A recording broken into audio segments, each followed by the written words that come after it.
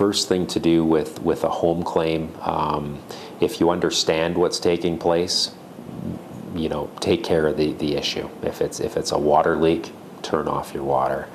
If it's something that's within your control to sort of mitigate, do it right away. It is sort of incumbent upon you to take those steps immediately. It's kind of languaged into the policy. Companies want you to take reasonable steps to minimize or mitigate loss.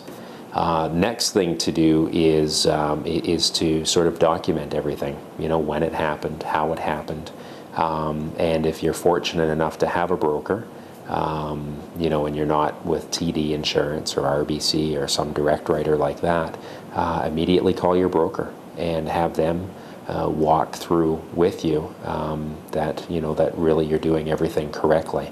Water damage losses specifically, there's not a company, by the way, and you can mark my words on this, there's not one company in the country of Canada that makes money on your home insurance. Not one. Not one. I think the combined loss ratio of personal property in Canada is over 130%. So for every $100 that an insurance company collects, they're paying out 130. Of course, that includes their expenses, but a lot of these companies are public. They got shareholders. They expect to drive profitability. That's why they're in business.